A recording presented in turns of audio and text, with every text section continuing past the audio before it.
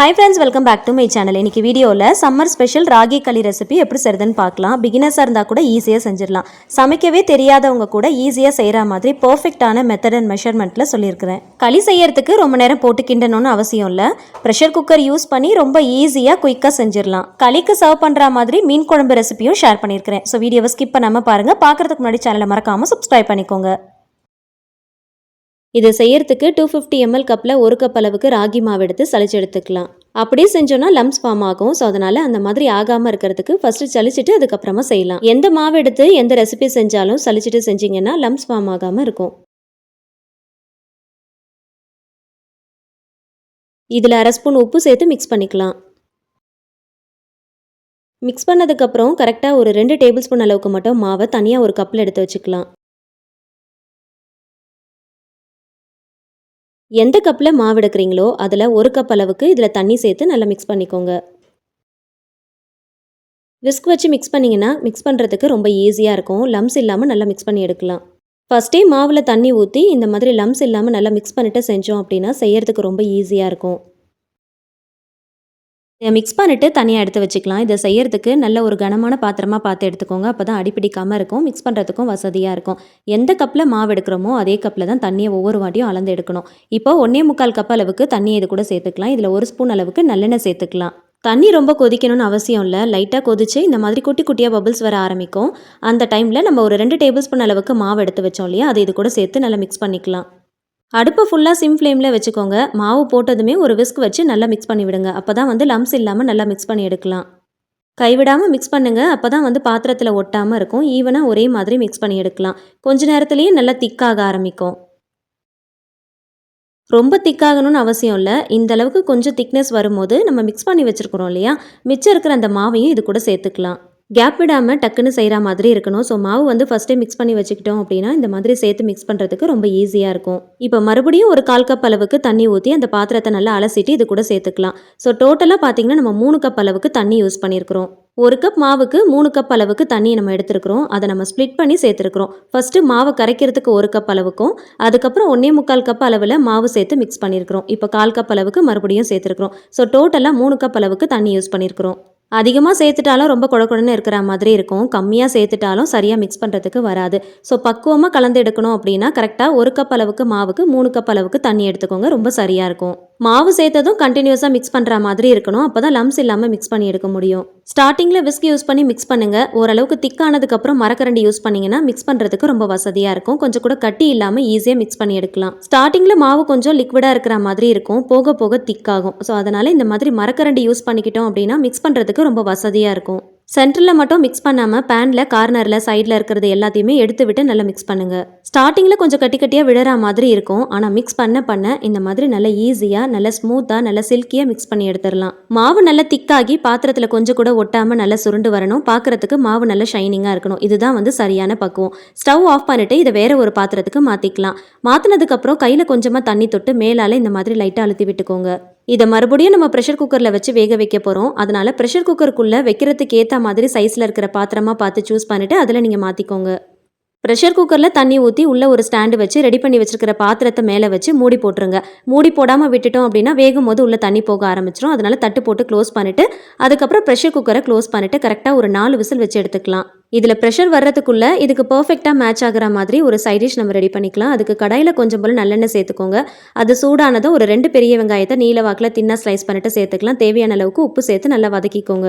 வெங்காயம் ரொம்ப வதங்கணும்னு அவசியம் இல்லை. ஓரளவுக்கு கண்ணாடி பதம் வர அளவுக்கு வதக்கிட்டு 1 ஸ்பூன் அளவுக்கு இஞ்சி பூண்டு பேஸ்ட்டு சேர்த்து அதோடைய பச்சை வாசனை போகிற அளவுக்கு நல்லா வதக்கிக்கலாம்.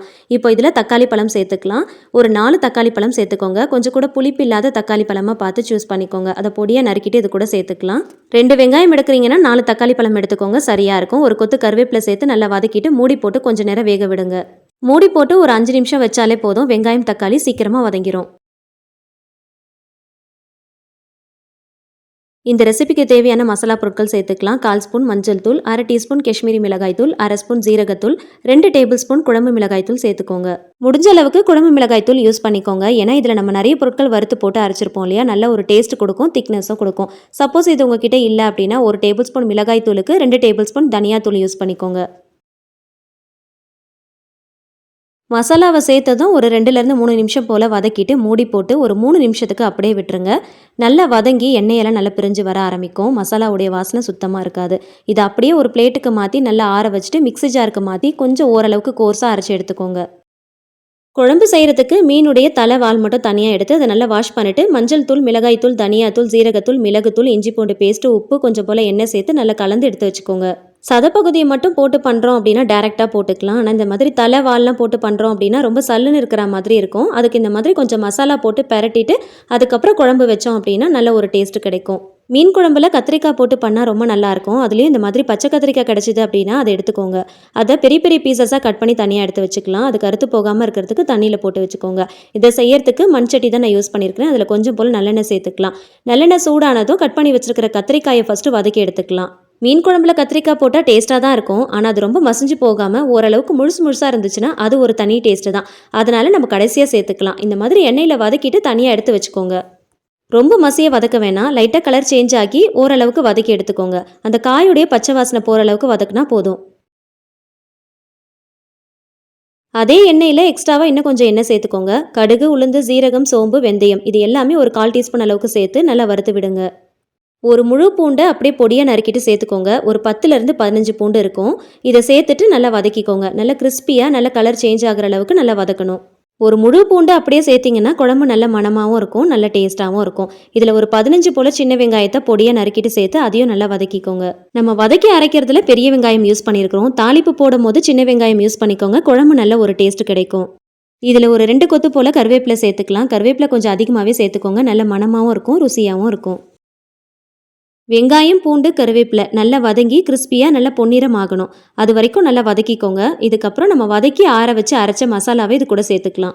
எப்போ மீன் குழம்பு வச்சாலும் எந்த மீனில் குழம்பு வச்சாலும் இந்த மாதிரி வெங்காய தக்காளியை கொஞ்சம் போல் வதக்கிட்டு அதை அரைச்சி ஊற்றி செஞ்சிங்கன்னா குழம்பு நல்லா திக்காக இருக்கும். மிக்ஸி ஜாரில் கொஞ்சம் போல் தண்ணி ஊற்றி அலசிட்டு இது கூட சேர்த்துக்கலாம். சேர்த்துட்டு நல்லா கலந்து விடுங்க. ஃபஸ்ட்டு மூடி போட்டு கொஞ்சம் நேரம் நல்லா கொதிக்க விட்டுட்டு அதுக்கப்புறமா புளி தண்ணி எல்லாமே சேர்த்துக்கலாம்.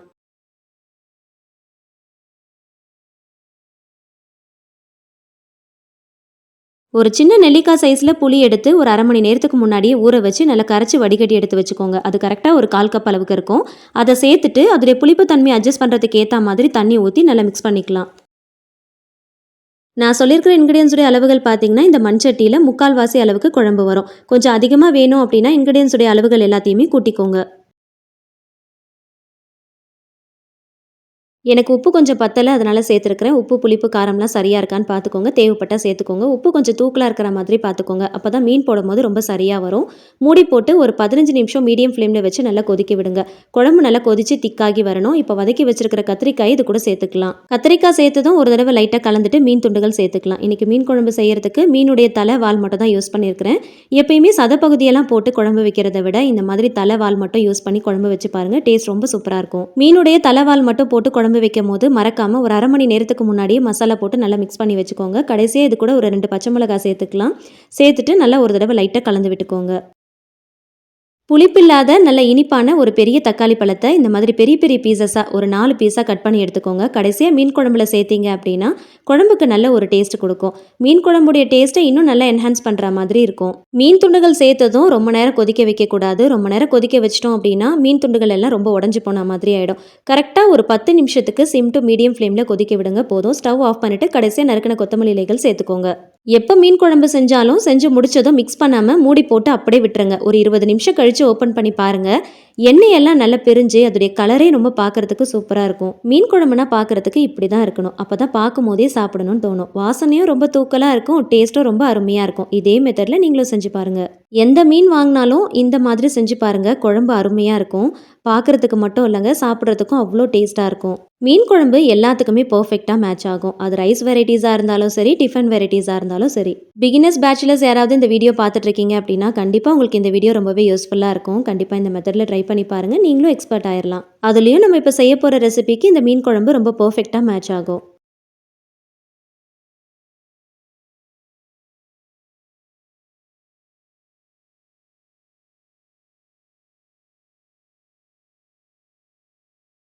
ஒரு சின்ன டிப் பார்க்கலாம்.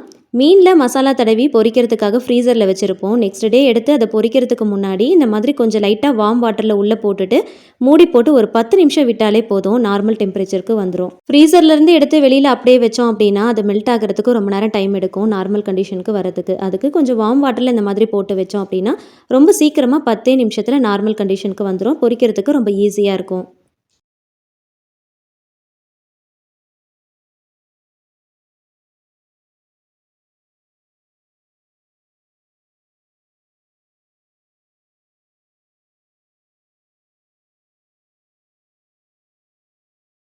ப்ரெஷர் எல்லாமே ரிலீஸ் ஆனதும் குக்கரை ஓப்பன் பண்ணி பார்க்கலாம். தட்டில் உள்ள எந்த அளவுக்கு தண்ணி இருக்குன்னு பாருங்கள். தட்டு போடாமல் விட்டுட்டோம் அப்படின்னா இந்த தண்ணி எல்லாமே உள்ளே போயிடும். அதனால் மறக்காமல் தட்டு போட்டு மூடிடுங்க. 4 விசில் வச்சிங்கன்னா மாவு நல்லா வெந்து இந்த மாதிரி பக்குவமாக இருக்கும். உள்ளே கொஞ்சம் கூட தண்ணி இருக்காது. கலரும் பார்த்திங்கன்னா இந்த மாதிரி தான் இருக்கும். மாவுடைய பச்சை வாசனையும் சுத்தமாக இருக்காது. குக்கரில் இருந்து வெளியில் எடுத்ததும் நல்லா சூடாக இருக்கும் போதே ஒரு கரண்டியை வச்சு கலந்து விடுங்க. கலந்து விடும் போது பார்க்குறதுக்கு குழகுழப்பாக இருக்கிற மாதிரி தான் இருக்கும். ஆறுனதுக்கப்புறம் சரியாக வரும். கையில் கொஞ்சம் போல் தண்ணி தொட்டுட்டு இந்த மாதிரி கரண்டியில் இருக்கிறது, பாத்திரத்தில் இருக்கிறது எல்லாத்தையுமே நல்லா வலிச்சு விடுங்க.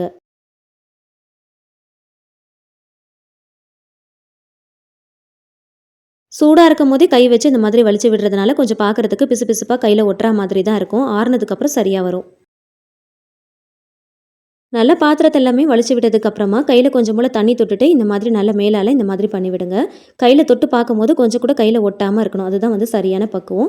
மூடி போட்டு நல்லா ஆற விட்டுடலாம். ரொம்ப ஆறணும்னு அவசியம் இல்லை. ஓரளவுக்கு கை பொறுக்கிற சூடு வர அளவுக்கு நல்லா ஆற விடுங்க. ஓரளவுக்கு ஆறுனதுக்கப்புறம் நல்ல டார்க் கலரில் இருக்கும். நல்ல கெட்டியாயிரும். உருண்டை பிடிக்கிறதுக்கு வசதியாக இருக்கும். இதை நம்ம உருண்டை பிடிச்சு எடுக்க போகிறோம். நல்ல ஒரு அகலமான கரண்டியாக பார்த்து எடுத்துக்கோங்க. குழிக்கரண்டியாக இருந்துச்சுன்னா ரொம்ப வசதியாக இருக்கும். கரண்டியில் மாவு எடுக்கிறதுக்கு முன்னாடி தண்ணியில் கொஞ்சம் போல் நனைச்சிட்டு மாவு எடுங்க, ஒட்டாமல் வரும். கையில் உருண்டை பிடிக்கிறதுக்கு முன்னாடியும் கொஞ்சம் போல் தண்ணியில் நனைச்சிக்கோங்க. இந்த மாதிரி நல்ல பெரிய சைஸில் உருண்டை பிடிச்சி எடுத்துக்கோங்க. ஒரு சின்ன கிண்ணத்தில் கொஞ்சம் போல் தண்ணி ஊற்றி அலசிட்டு கொஞ்சம் போல் மாவு எடுத்து உள்ளே போட்டுட்டு நல்லா உருட்டினாலும் நல்லா உருட்டை வரும். அதுக்கு பதிலாக இந்த மாதிரி உருட்டினாலும் ரொம்ப ஈஸியாக இருக்கும். மாவுடைய பச்சை வாசனை இல்லாமல் குழகுழப்பு தன்மை இல்லாமல் கரெக்டான பக்குவத்தில் ராகி களி செய்யறதுக்கு இந்த மெத்தடை நீங்கள் ஃபாலோ பண்ணிக்கோங்க. அந்த காலத்துலலாம் களியெல்லாம் கிண்டுறதுக்கு மாவு போட்டு நல்லா கிண்டிகிட்டே இருப்பாங்க. அந்த மாதிரி ரொம்ப கை வலிக்க கிண்டணும் அப்படின்ற அவசியம் இல்லை. ப்ரெஷர் குக்கர் யூஸ் பண்ணி பக்குவமாக செய்கிறதுக்கு இந்த மெத்தடை ஃபாலோ பண்ணிக்கோங்க. பிகினர்ஸ்க்கு கூட ரொம்ப ஈஸியாக இருக்கும்.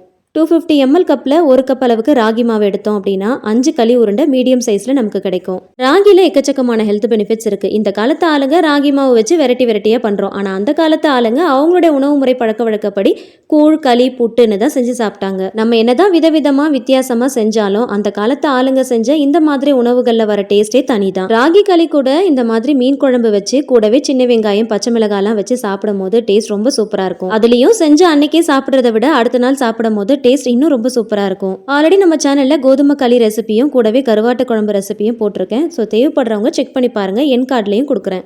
செஞ்ச களி உருண்டைங்களை ஃப்ரிட்ஜில் வச்சு ஸ்டோர் பண்ணாதீங்க. பாத்திரத்தில் அது மூழ்கிற அளவுக்கு சில்லுன்னு தண்ணி எடுத்துக்கோங்க. அதில் களி உருண்டையை போட்டு மூடி போட்டு வச்சுருங்க. மண்சட்டி பாத்திரங்கள் எக்ஸ்ட்ரா இருந்துச்சுன்னா அதில் தண்ணி ஊற்றி களி உருண்டைகளை போட்டு மூடி போட்டு வச்சுருங்க. இன்னும் நல்லாயிருக்கும். அடுத்த நாள் இதை களியாவோ இல்லைனா கூழாவோ செஞ்சு சாப்பிட்லாம். நம்ம முன்னோர்களுடைய ஆரோக்கியமான உணவான இந்த ராகி களியை நீங்களும் அடிக்கடி செஞ்சு சாப்பிடுங்க. அவங்கள மாதிரி நம்மளும் ஆரோக்கியமாக இருக்கலாம். இந்த சம்மருக்கு இந்த ரெசிபி அடிக்கடி செஞ்சு சாப்பிடுங்க. உடம்ப குளுமையாகவும் ஆரோக்கியமாகவும் வச்சுக்கலாம். இந்த ரெசிபி கண்டிப்பாக உங்களுக்கு ரொம்பவே யூஸ்ஃபுல்லாக இருக்கும்னு நினைக்கிறேன். ப்ரெஷர் குக்கர் யூஸ் பண்ணி இந்த மெத்தடில் செஞ்சீங்கன்னா பிகினர்ஸ் பேச்சுலர்ஸ் கூட ஈஸியாக செஞ்சிடலாம். வீடியோ பிடிச்சா லைக் பண்ணி ஃபேமிலி அண்ட் ஃப்ரெண்ட்ஸ் கூட ஷேர் பண்ணிக்கோங்க. கண்டிப்பாக ட்ரை பண்ணி பார்த்துட்டு ஃபீட்பேக் ஷேர் பண்ணுங்கள். இந்த மாதிரி ரெசிபிஸ்க்கு என்னோட சேனலை மறக்காமல் சப்ஸ்கிரைப் பண்ணிட்டு தொடர்ந்து சப்போர்ட் பண்ணுங்கள். Thank you so much. கீப் வாட்சிங்.